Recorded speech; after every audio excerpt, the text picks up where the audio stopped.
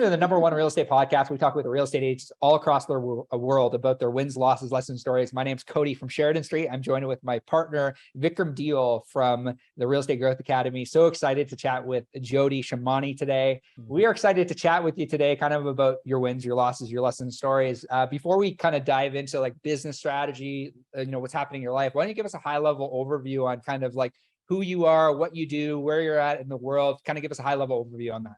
That's great. I mean, yes, I do have extensive experience working with corporate world, so there is a lot to talk about that. But like you said, high level, I have been into the HR industry where I have helped people establish themselves in different countries. So I have moved myself to different places and have that experience of people moving to different parts of the world, changing their lifestyles, changing their preferences.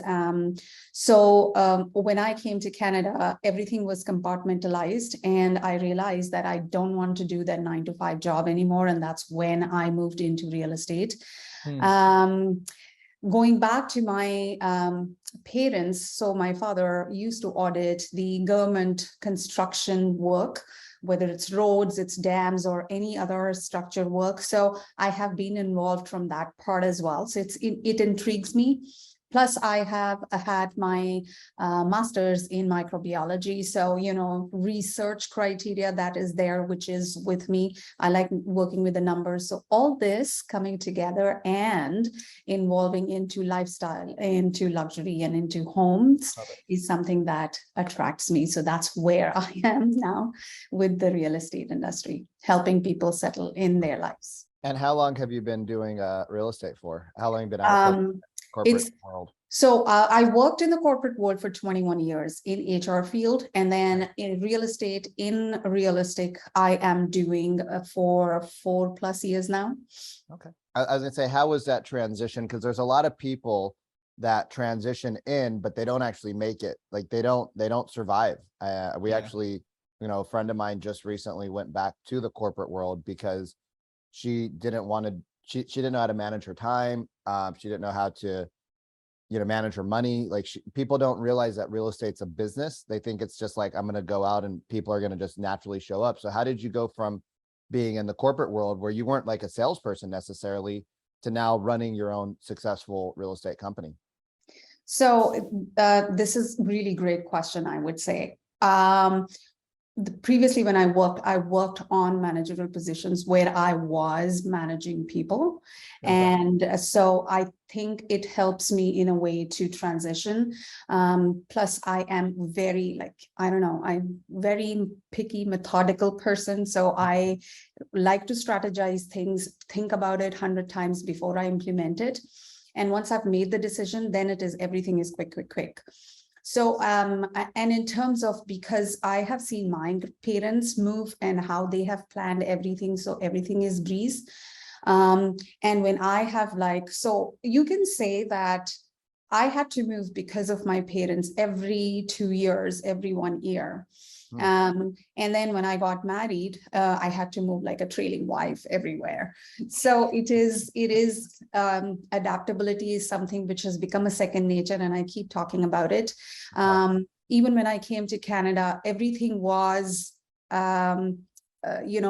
written down what I have to do, and that's how I want to educate people. So my service is education based, where I guide them how to go about it and what are the things and the steps that you need to take. So in terms of coming back to your question, that how you take it, so I don't consider it as a business. It is my career. It is my profession. And because I am strategic, I like to do things that way. Yes, timing wise, you can time yourself. You can't really discipline yourself. Okay, you have to get up 5 o'clock and do this, because there are so many things that come up. And I would give credit to the countries where I have worked with people, and it has always been like, things are like back to square one every morning, and then you are, teaching them right from the ground again how to do things. So 75% of my time used to go in solving problems, and the remaining time in actually working. So that has taught me a lot. Yeah. And right now, when my daughter is working with me, it is the Mhm. same thing. I am educating her at how things should be taken care of and how well prepared you should be. And it's teaching me as well at the same time. Mhm. So it is learning process at every single step, I would say. But no, I don't want to go back 9 to 5. Yeah, I don't blame you. I don't know if I'm employable anymore. I don't know if anyone would employ me after like working for myself. Like I have a very similar story to you. I spent, 10 years in the corporate industry and then went off on my own, did my own thing. And I couldn't go back to the 9 to 5, but you mentioned something that was really, it kind of piqued my curiosity, and it was around education. It's like, I really focus on educating people. And I see that specifically with the content you're producing. Like you produce a lot of educational based content, even with your podcast. I'm curious to know, like, when in your career and when in your business, like your real estate business now today, did you realize that creating content and, educating your clients was important? And has that evolved over the last couple of years? And like, kind of like, what's your strategy around education with like video content right now in your business? So thank you so much for asking this. And it's like, the reason I started real estate was that when we came in, if I had bought the property from the day we landed, I probably would have done much better in creating a portfolio, wealth portfolio, I would say. So we rented for 1.5 years, then we bought the property. The property that we bought appreciated almost double. And then whatever money came in from there, we put in as a down payment on a bigger property. And then we went ahead. The location, the area, the type, seeing my home office right now where I am, all this has evolved over the time, but this was all that I had in my mind. And I thought if somebody would have taught me or educated me in the right path, I would have been at this place much earlier. So, and now that I have learned myself, because within Canada, we moved 3 times. So the entire process that we had was something that I thought that why not I educate people based on this. And that was the whole point coming into real estate. Otherwise, I was recruiting expatriates and I was relocating and I was placing them into their homes. So interesting. Okay. So that was while working in HR. But now in real estate, what is happening? I'm doing exactly the same thing. Only thing is now I'm not recruiting them for the job purpose. I am educating them for their lives. It's so interesting that I just want to hop in there because it's so interesting. Like you've niched down. Like, was that like on purpose? Because you say you work with a lot of people that have just come to Canada. Was that like when you got into real estate? Was that like strategic, or was that you just kind of land into that? And those were the types of people you enjoyed working with? It's all mixed together. Okay. It's all mixed together because every time I help a family, I relive that part of my life. Wow. So that makes it very interesting. Only thing now changes is every family is different. Nobody is same. So the process that systems are the same, but the process that you're going through with them is different because now their likings are different. Some have grown-up children, some have young children, some are on the family way. So, all these things are different. So each family experience is separate, and that is what I enjoy. But I have gone through everything. When I moved to Canada, I was on family way. So going through that process and then like renting. So I had jotted down everything for myself, how to settle, where to go, how to put children in the school and admissions and everything, when to land, what kind of things to bring. So by the 7th day, I had put a note to myself that I should be in my home. And that's what we did. After doing everything, like as a landed immigrant, the entire process, And exactly the same thing, the seventh day, we had rented a property and our furniture. So we got the keys 5:30 and 6 o'clock, our furniture was arriving. It all looks fairy tale, but this is how it happened. So, and if I am able to help people, this is something that I really enjoy. And I feel really blessed that I am a part of their journey this way.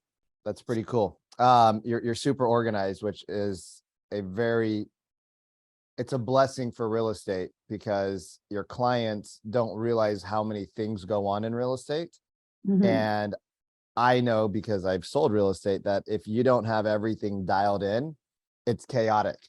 And it's chaotic for your client, and the agents don't, it's just not a great experience for anybody. And it's interesting that you say you relive it every time.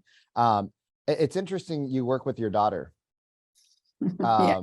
How is that dynamic? And how old is your daughter, and how long have you guys been working together? And, do you find you guys bump heads or any of that fun, challenging stuff with working with family? So, well, she's 24 years old. So I am young. Does she have the same work ethic as you do? So she has learned quite a lot from me. Yeah, I would say so. She has the energy of her dad, and uh, she's a car person, so she brings her enthusiasm in from that aspect. Okay, she takes on challenges pretty quickly. I am always on top of her in terms of, no, you should do things this way. This is how you will be able to approach. So I like the fact that she observes and she listens. She is not one who comes back at me saying that, no, you're wrong. This is how it should be, which I admire in her. And I think she will go a long way, having brought her father's sales techniques and marketing strategies. And because I am not a salesperson, I'm organized, I can do administrative organization and all other things. I am not a salesperson. So when I am dealing with people, and like I said, I relive the part. So as if I am the one buying for them, that's how it comes to me. So that is not something I would say is a sales, what quality in you. So for me, it's an emotional ride. There are times where people have literally been in tears when they are signing their mortgage application or they're signing their purchase agreement. I have gone through all that because they are putting in their entire saving that they are bringing along with them. So there are like so many stories in these 4.5 years that I have gone through. So my daughter is part and parcel with me, and she has learned quite a lot. She is pretty smart in terms of picking up all these things. We do have, it's only me who gets mad at her. So when you say head on head, right now that's not a situation. She's learning, so she knows that she has to be the person who's the one listening at this point. It's yeah. really interesting that the dynamic of how you got here and who you're helping. Off air prior to, we were having a conversation about one of your business strategies around actually moving and kind of like being able to help people move to Canada. Can you talk a little bit about that and like what's happening in your business and like kind of like what the strategy is behind there? Maybe we can kind of dive into that. Like, what was kind of what's the overall strategy for client acquisition? Like, do you feel like that's going to really help you in client acquisition? Like, how are you reaching, like, what have you done to kind of make sure that you have access to these people? Like, what kind of partnerships have you built locally in order to kind of get access to these people that are immigrating to Canada? Thank you for asking this question. So initially what had happened was when I was working in HR, I was taking my certification. At that point of time, all those people who I was recruiting were the newcomers or the immigrants who were coming. And I was talking to them, and at that point of time, I was reaching to them one-on-one while working. So my initial few clients are the ones who are from my work side, who I recruited, and then I placed them. After that, I realized that this is something that they need. And I told you that is what that led to me coming full-time, becoming a realtor. As far as the client acquisition is concerned, I am still in the process of bringing that strategy where I am reaching them from the countries where they are planning to now move, or they are in the process of getting their landing documents. But a lot of it is because I still travel to the Middle East and I meet people there. So there are quite a lot of people who I am still in touch, and they keep asking me questions, and I provide them the consult. It's no cost. That if they are, they are thinking of sending their kids, what are the universities and all. So and it's a good thing that my kids are in that stage where I have gone through this as well. So I'm able to tell them which universities are good, which parts are nice, which schools are good, that you can go, and what is the process of doing or coming as an international student. All that is something that I can guide them on. So, and then also I am tremendous amount of that provides a tremendous amount of value to people. Absolutely. Like overseas, they don't people, we take it for granted, but it's different from America to Canada, leave alone somebody coming from, overseas like that. So that's a huge, you're not just a real estate agent. You're an advisor, you're an advocate, you're a person in their back pocket that they can reach out to in these scary moments where they're sending their most prized possession, their children, to a foreign land. Absolutely. And you won't believe it. One of my clients said, why don't you call yourself a relocation concierge? And I said, that name sounds good, right? It's impressive. So yes, that's right. All these things are the ones that are like, pushing me towards bringing a wholesome package of reaching them out before even they are coming to Canada. Hopefully it works. Let's see. I want to wrap up here with knowing what are kind of your next steps with like real estate. Like you said you've been in the business for 4.5 years now, and we've seen there seems to be a lot of uncertainty in the market right now, like, with, interest rate hikes. A lot of people are like concerned about the future of real estate, let alone what 2023 in real estate looks like. Like, what would you say to that real estate agent that is looking to calm their client in their local market? What advice would you have to them so that they can, provide that same level of experience that you provide, and that almost that safety experience, like that client, like, you said, relocation expert or relocation concierge, it almost like you provide this level of safety for your clients. Like, how are you providing that level of safety for your clients, headed into 2023? So there are a lot of things, and then there are a lot of socioeconomic factors that are affecting these unprecedented times. But in general, if you see Maslow's hierarchy, and if you see the basic, shelter is something which is one of the basic needs of human existence. Now, I want to first give this analogy of, look at the gas prices. When we were during the COVID time, gas prices had gone down to what, 76, 80 cents. And then it's peaked afterwards to $2. And then that's per liter. Is that a liter? Yes. Okay. For us US based people, I'm like, 76 cents. Where are you buying gas at? Like 76 cents. So that's like, so that would be like $8 a gallon. That's about $8 a gallon for US people. Yeah.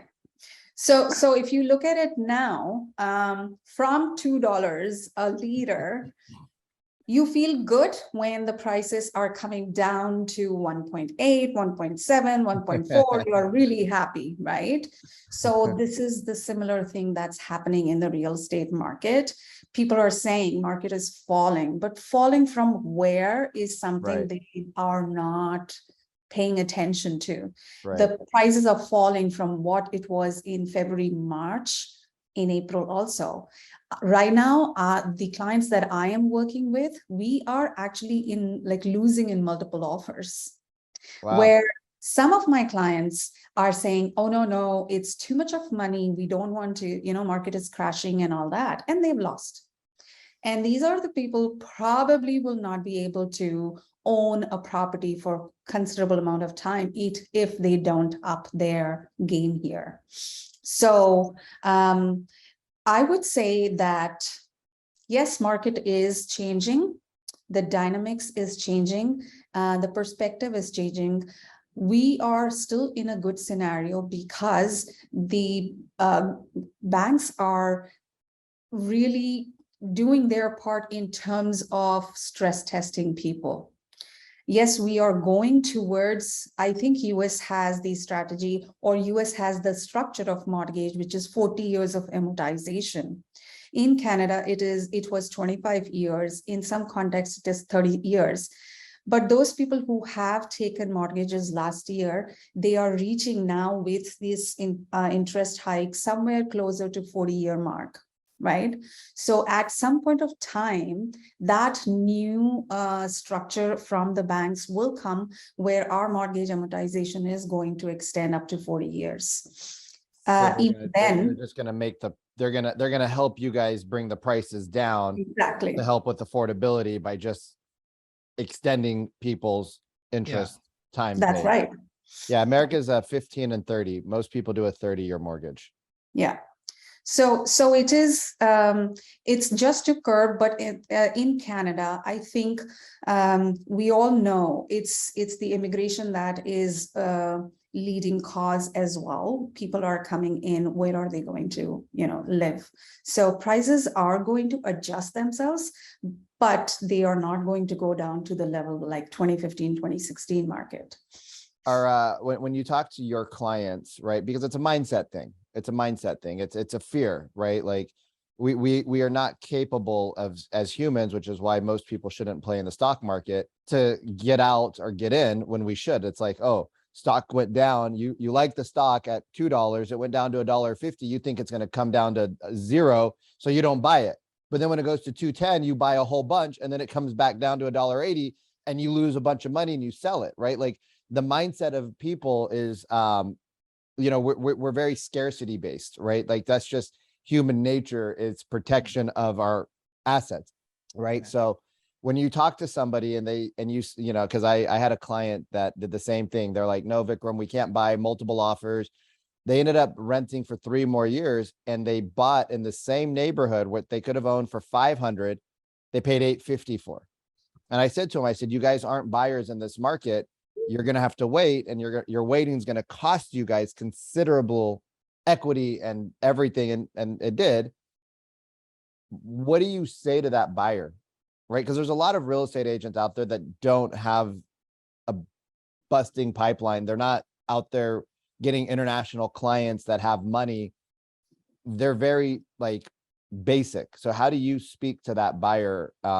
And what would you say? Like, if I was your client, what would you say to me? So again, it depends from a person to person. If you, and I always say, it's not when you should buy, it's like when you are ready to buy, when you have, and I always tell them, before you even make up your mind to buy any property, you should, whatever amount that you are paying as a rent right now, keep paying that rent, but 40% on top of that, start putting up aside.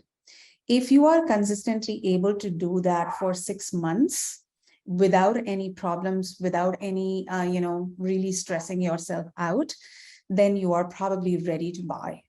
So then in that case, because buying a house is easy to say, but if you're paying a rent, that you are paying a certain amount every month. Right. Utility like hydro these days is something that is variable, I would say, but other facts are generally constant when you are talking about renting out.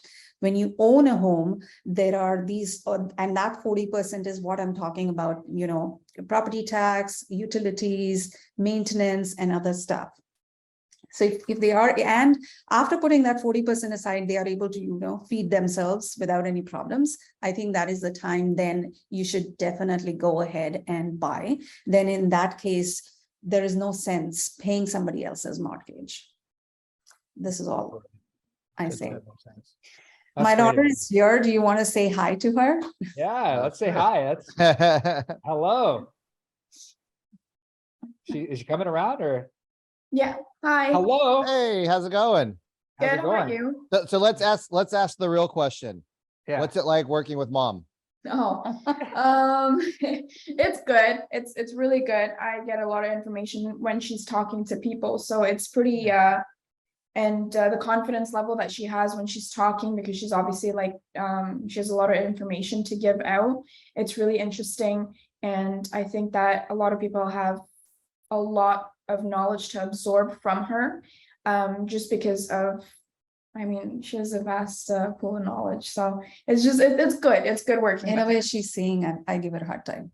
Yeah. So what, let's dig. I want to, if you have a couple of minutes, I want to dig a little deeper here, because I think it's really cool when you see families to be able to work together, because that can't always happen. And I know that Vikram has talked about this on past podcasts. The dynamic can be tough.